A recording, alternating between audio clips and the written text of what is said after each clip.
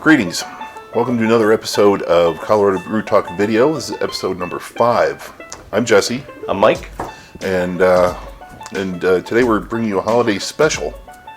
Yeah, so we're thinking, oh my God, it's almost Christmas. It's next week. I'm sure there's a lot of people out there who are looking for last minute gifts. And as beer lovers, we can give you some suggestions for other beer lovers you may be shopping for. And these gifts are all great because 1, they're local. 2, you can pick them up any day. You don't have to wait in line. And if you go early in the day, you probably won't be waiting at all, period. And 3, if you yourself are a beer lover, you can partake in a pint or so while you're picking up a gift for your friend or whoever member. Yeah. It's almost obligatory. Well, yeah. It would be rude. It would be rude. It really would be. Yeah. So you got to sample the wares. Make sure you give them a quality product. I'm just saying. So yeah. So I think we're recommending. So most of the breweries in town offer, or a lot of them offer gift certificates. If nothing else, we're going to be giving you some categories that possibly fit the person you're shopping for, and are the breweries that we recommend along those lines. We have a couple of categories, so just if you don't see something right away, just stick with it. Although I would give the brewery a call to find out if they have gift cards. Before you go down there with your heart set on one. I'm sure anyone would be glad to get some crowlers, a couple 6-packs, a t-shirt, a hat. Yeah. Even while you're there, pick up a couple stickers for a stocking stuffer. That's kind of your thing. There's a lot of them will give you those for free or a nominal fee for $3, $5, I think, something like that. So yeah, exactly. But one other thing to mention too is.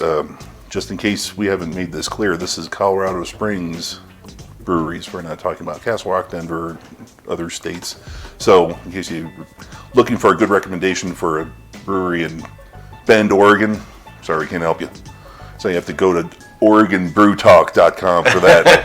I don't know. Let me see if that's available. Yoink. It's ours now. Yeah. So on to our first segment. So, we're in a military town. For those of you that don't know, might be watching from another state, country, planet. A lot of military here. We have Air Force, Army, you name it. So a lot of people, and this is a beautiful, beautiful location. So Actually, I think that's it. Air Force and Army. Well, I said to be fair, I knew some Navy guys and. Okay, yeah. What no Navy service bases were you in though. again? Yeah, Marine Corps. But yeah, so okay. There's no Navy bases, but no, there aren't. But yeah. Anyway, that's a different discussion. But anyway, we have a lot of military here is really the point. And so they retire since it's so beautiful. Great place to live. And a lot of them start breweries. Yeah. Or they get stationed here and then come back around. Or they come back when around they get out, they say, hey, I'm moving there. Absolutely. So yeah, we have a lot of the breweries around here are veteran owned. And some are vocal about it, which is fine. Other ones, not so much. But, we compiled a list of some of the breweries that if you want to support veteran-owned business, we encourage you to do that. Yeah, I would say Red Leg and Brass are probably the two most vocal about it. Red Leg especially has a lot of charity events that they do for veterans, and Brass does as well. Jack's would probably be next, I think. Yeah. Jack's and Deuces Wild Brewing. Yeah. They're very veteran focused. But then we got another Marine running Lost Friend. Black Forest, Peaks and Pines, and Pikes Peak. Those are all veteran-owned operations. Yep, absolutely. So any of those are a great choice if you want to support veteran-operated businesses. Of course, all the breweries in town are also independent brewers, so that's an easy choice too. Yeah, we always encourage people to support the locally owned businesses, local liquor stores, independent brewers. So that's all of these ones that we're going to be mentioning today are going to be pretty much all of them, except with maybe one or two exceptions, are locally owned. I don't know who'd be the exception. The only person I could think of is there's some question about Phantom Canyon, but they are considered an independent brewer. Seek the Seal. Quite, yeah, definitely. So, no, I was thinking specifically of if we'd mentioned. I'm trying to remember if we mentioned like Rock Bottom. I don't think we did. We didn't mention that. So we, not that we have a problem with them, but like I said, we prefer to go with the independent guys to support the local guys. So anyway, so those are the veteran ones. You want to talk about maybe different styles of beers? Maybe. Yeah. So next. So if you have a favorite beer drinker that you're shopping for, and they like the yellow fizzy stuff, maybe from a macro brewery, you know the guys I'm talking about. For light beers, there's a lot of really good introductory beers to get them over to the craft beer side of things. Some breweries that excel at those are Cogstone. They are wizards with a cream ale. They also do a very nice Kolsch. Black Forest has a lot of selections that just about anybody would be happy to drink. Yep. Cerberus is there. As we were compiling these lists, I noticed that Cerberus was popping up a lot. Oh yeah. So pretty much any category that we mentioned, we would get redundant by saying Cerberus a lot, but those guys are fantastic. Yeah, they have a phenomenal Kolsch. Yeah. Yeah, I mean that's the one that sticks out to me. Yeah. And Deuces also, or Deuces Wild Brewing also has a number of beers that would be a good gateway beer for your introduction to craft brewing. Okay. And then if the person that you're buying for, they're more interested in like maybe just slightly darker than the light lagers type of thing, like the reds, ambers, that type of thing. Those types of those beers, IPAs, and not the hazy milkshake crazy We're ones, but talking like old school West Coast. West Coast IPAs, hoppy, kind of maybe not even blow your head off, but just good solid IPA. Yeah. And traditional stouts. And traditional stouts too. Like oatmeal, regular stout. Yeah. Again, a lot of the same names pop up. Black Forest. Mm-hmm. They do great classic styles. I think they kind of really focus on German style beers, and so they, of course, they're going to have. But they also delve into the reds and the ambers and great Marsons and so that type of thing. Yeah, and then Cogstone and Goat Patch. I'm not sure who has my favorite Irish Red, but those are two of my favorite. I know Goat Patch actually won gold for it, I believe, at the GABF. Was it gold? Not gold, silver. Yeah, it was certainly. Yeah, they won something at GABF for it the year before last. Red Leg, they also have a number of styles from an amber, a traditional stout, and a Hefeweizen that are really, really good. What else do they have? Red Leg? Yeah. I fell in love with their Wild Weasel IPA the last time I Yeah, yeah. It was really well balanced, and it was just hoppy enough. It wasn't a hop bomb and didn't blow my brains out with the hops. It was delicious. And then we happened to go to a local restaurant, and they had it on tap, and I ordered one there, and it's just as delicious on tap there as it was at the brewery. So for unique brews, there are some around here. Don't have to look too far. So unique brews might be, well, I don't know. What are some examples? I can't even think of a good example. Just weird stuff, like Cogstone has a beet cream ale, made with beet the vegetables, chips and salsa. That's the one that everybody talks about in town for sure. Metric is another great place. The thing I like about them is when they give you a beer that has a particular flavor in it, they don't clobber you with that flavor. The flavor's there to complement the beer. Some things I could think of off the top of my head is they have a Pastor Toastman that was brown that tastes like French toast. We've had a couple of really nice kettle sours there, like Berliner Weisses. Yeah, they had the butterscotch blonde. Yeah, too, butterscotch blonde, intentional butterscotch. Yeah, it wasn't an infection. They actually meant for it to taste like that. Yeah, and Yukon Cornelius is a peppermint stout. They really crank out some very unique beers that are very well done. So who else do we have there? Local Relic. They have some pretty strange beers, a lot of saisons and wild fermentations. If you're like me, you love that kind of stuff. If you're not there yet, they have some traditional fare as well. Yeah, they do, and it's the traditional stuff that's kind of more my bag when we go there, and they're good. They do IPAs and that type, and they're great. And you can't say saison without mentioning Trinity. Well, Saison Man, right? Yeah, exactly. So, Saison Man is the Facebook handle for the brewer there, the owner, I believe. I think so. Yeah. But they have a lot of phenomenal saisons and wild fermentations and mixed fermentations. Yeah. And then you can't forget Atrevida. They put kind of a Latin twist on all of their beers, and some of those are very interesting and very good. Yeah, for sure. Yeah, it's And you Yeah. can't beat the staff. Probably the friendliest staff in town. They're great. Yeah, I can't say enough about them.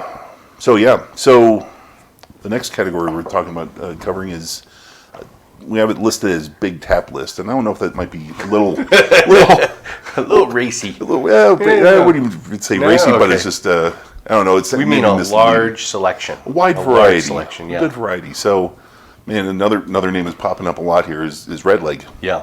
I think when we were there last time, they had their flagships and then an additional 15 beers? Was it 10 beers, 15? Was it something that like many? that. They had a I was ton. thinking like 6 or 8, but and yeah, they were all fantastic. Yeah, absolutely. And it's not a lot of places you go and they have a huge tap list, and they might have a brown, a stout, a blonde, and like 6 IPAs. 6. Yeah, Yeah. that's not the case. They had 2 IPAs and they had a Kolsch and a Pilsner, and it was just a wide variety. So you go in there and kind of get a nice flight and sample a lot of their stuff. Is great. Black Forest is another one. We recently visited there, and I don't think we made it through all their holiday beers, did we? I think they had like 4 holiday beer releases that were all great, and Yeah. I don't think we were able to sample them all. And in addition to that, they had just a huge tap list of things that were available right then. Yeah, one thing that's great about them, just while we're kind of on the subject, is they do a lot of pro-am, professional amateurs. So they'll invite an amateur brewer in and brew up their batch, and they'll tap it right along with their stuff. And normally it's fantastic. A friend of ours did it, and it was Yeah. it was 2 great. friends, actually. Oh yeah, Yeah. By the way, Dave, I updated that post. that's right. Forgot about Dave. Yeah, he mentioned it to me that I said I didn't have enough to sample, and he had hidden a crowler away. So he busted it out, and I was able to try it. So Nice. I updated the post, and our friend Jerry brewed the Raspberry beer. Yeah, There, yeah, which I And- missed. yeah. And Trinity, their list of beers is like 3 pages long, I think. Wow. I mean, they have a huge tap list, and then they have a huge amount of beers that are available in bottles as well. Right. Yep. So, yeah, that's and now one thing I want to stress too is that just because we don't mention them doesn't mean the other ones don't have a tap list. These are just ones that Oh, we're yeah. kind of, spitballing and kind of came up with off the top of our heads. We're forgetting probably a ton, yeah. of them. Yeah, it's like I think Peaks and Pines always has a pretty good selection as well. And Yeah, and we're also not trying to pigeonhole the breweries. Like when we mentioned Cogstone, for example, has light beers. That is true, but they have a ton of other stuff as well. yeah, they have. So, and that's true of all the breweries that we've mentioned. Yeah, absolutely. So, another category that we're talking about is that since we're in Colorado, people like doing the outdoors. We're very close to the mountains, closer than Denver is, as hopefully most of you know. And so people go up for the day, hike, fish, whatever. On the way home, there's a lot of great breweries while you're on the way home from those outdoor activities. And while you're even up there, it's like the one that is in Divide. Fantastic brewery, great people, is Paradox. They have Yeah. some great sour beers. Now, I would say that a lot of their beers tend to be a little on the stranger side, a little more exotic. For sure. They are amazingly delicious, though. And if you're a wine person, a lot of wine people rave about their beers. I rave about their beers. I'm not a wine person. Yeah, for sure. Well, my wife's not a beer person, and we went up there and she was keeping up with us. She was loving it. So. Yeah, absolutely. And if you're coming back, or if you're out at Red Rocks Open Space, which has a lot of hiking and biking trails, when you leave, you're going to pass by Fossil Brewing. They have a ton of really great beers as well. Yeah, they do, and they have a nice variety too. I don't think their tap list is huge, No. but it's very well balanced. It's Yeah, not very all well the- balanced, friendly staff. They usually have a nice food truck out there. Absolutely. And then one that we just recently were able to partake in was Manitou Brewing. Yeah, they make some outstanding beers. Yeah, outstanding. It saddened me when we were there that it took me that long to make it to Manitou Brewing. It was And that they're so far away. well, yeah. I mean, they're not terribly far away. no, but compared to compared to some of the other ones, yeah, they're a little bit out there. But Yeah. but if you're on your way home, that's fine. So let's say you got a 4-legged friend. You know who I'm talking about, Rex or Fido. You're looking for a place to enjoy a beverage with your best friend. A lot of the breweries in town are dog friendly. Some of them require your dog to be outside though. But 3 that really stand out to us as being super dog friendly are Lost Friend, who's actually named after his habit of finding lost dogs. Storybook and Metric. All three of those places will let you bring the dog right into the tap room as long as it's well behaved and leashed. Yep. And it's, well, good. Now, if you have a cat, that's on you. Don't look at us. Well, that's, Yeah. I don't know why you would want to do that anyway, but A cat in the tap room. it's outrageous. Oh yeah, so here's the biggest one. We saved this one for the end just because there's so many. If you're looking for someplace, if you get a gift card, if they're kind of iffy on the whole beer thing, a lot of the breweries around here do some amazing food, just fantastic food. One place that stands out is Whistle Pig.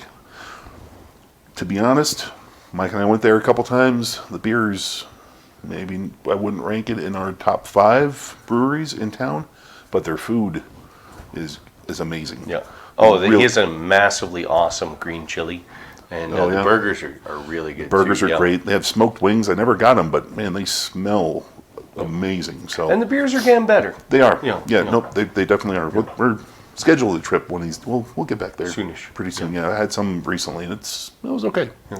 Now, if you like a little more of a gourmet flair to your food, Cerberus is a great place to go. They have really good food, and like I said, with a gourmet flair to it. Yeah. Oh yeah, it's definitely on the side of, I don't know.